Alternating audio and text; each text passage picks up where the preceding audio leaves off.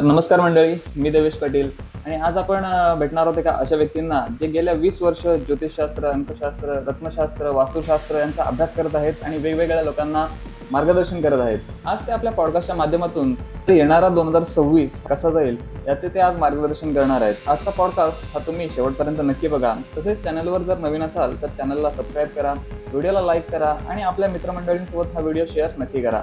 तर चला मग आजच्या पॉडकास्टला सुरुवात करूया. नमस्कार सर. नमस्कार, मी प्रमोद म्हात्रे.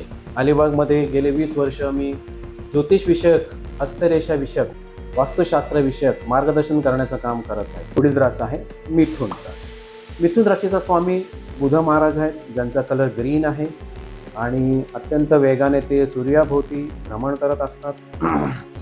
गुरु हा बुद्धिमत्तेचा कारक आहे. सर्व स्टुडंटना त्यांच्या शैक्षणिक प्रगतीसाठी बुध महाराजांना ॲक्टिवेट करणं किंवा त्या संबंधीचे उपाय रेमेडी करणं हे अत्यंत फायदेशीर ठरतं. मिथुन राशी ही बुधाची राशी असल्यामुळे हे नेहमी त्यांच्या वयापेक्षा तरुण दिसतात. अत्यंत चंचल असतात, शार्प बुद्धी असते, परंतु थोडेसे कंजूस आणि स्वार्थीपणाकडे यांची वृत्ती असते. भांडायला हे पुढे पुढे असतात, ॲग्रेसिव्ह असतात, मात्र अंगावर आल्यानंतर मात्र हे पळून जातात. अशी ही भित्री रास आहे. तर मिथुन राशीची माणसं ही जात्यास हुशार आणि सावध असतात. त्यांना तुम्ही फसवू शकत मिथुन राशीच्या माणसाला. आणि वाणीवर प्रभुत्व असतं. गोड बोलून लोकांकडून काम साधून घेण्याकडे हे अत्यंत हुशार असतात मिथुन राशीची माणसं. आणि काही अवगुण पण असतात. नको त्या माणसाला नको ती गोष्ट सांगणे, लोकांचे बिंग फोडणे वगैरे वगैरेमध्ये यांचा हातखंडा असतो मिथुन राशीची माणसं. पण मिथुन राशीची माणसं विनोदीसुद्धा असतात. म्हणजे एखाद्या ग्रुपमध्ये एखाद्या मिथुन राशीचा माणूस आहे, त्या ग्रुपमधलं वातावरण हसत खेळत आनंदी असं असतं. म्हणजे ते या लोकांमुळे वातावरण एकदम लाईट आणि एकदम डिसेंट होतं असं आहे. तर मिथुन राशीच्या गेले 10 महिने मिथुन राशीच्या प्रथम स्थानामध्ये आत्मा, शरीर आणि मनाच्या स्थानामध्ये गुरु महाराज वास्तव्य करून आहे.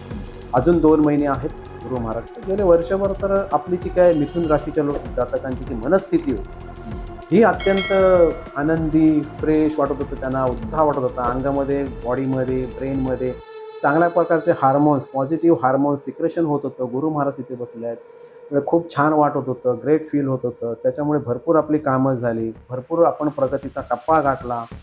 काही लोकांनी परीक्षेमध्ये चांगलं यश मिळवलं.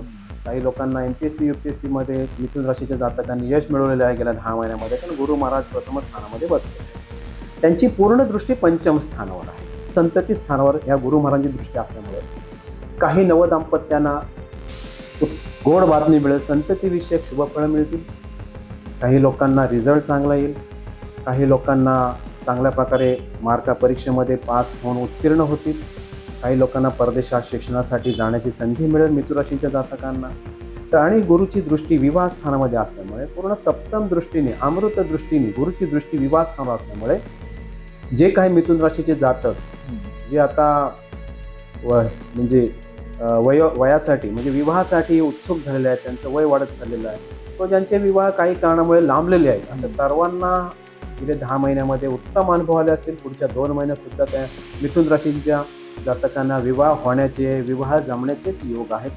त्यानंतर मिथुन राशीच्या जातकांना दुसरा गुरु चालू होईल जून 2026 ते जुलै 2027.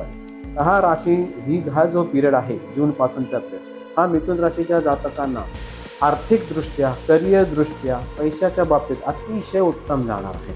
उच्चीचा गुरु येणार आहे त्यांच्या धनस्थानामध्ये. बिझनेस भरपूर चालेल, नोकरीमध्ये प्रमोशन मिळेल, प्रायव्हेट सेक्टरमध्ये काम करणाऱ्या लोकांना इन्सेंटिव्ज मिळतील, पगारवाढ मिळेल, प्रमोशन मिळेल, वाणीवर प्रभुत्व येईल, अनेक ठिकाणी त्यांचा प्रभाव पडेल, इन्व्हेस्टमेंट होईल.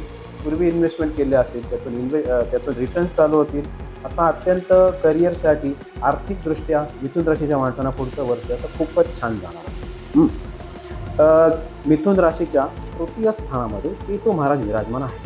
तर शेजारी पाजारी लोकांबरोबर संबंध कमी होऊ शकतात, आणले जाऊ शकतात. नातेवाईक लोक, भाऊ बहिणींबरोबर तुमचे संबंध थोडे बिघडू शकतात. नीट अंडरस्टँडिंग होऊ शकतं, अबोलात होऊ शकतो वगैरे वगैरे. असं काही जातकांना, मिथुन राशीच्या जातकांना याचा अनुभव येऊ शकतो. बाकी मिथुन राशीला पूर्ण वर्ष अतिशय उत्तम जाणार आहे.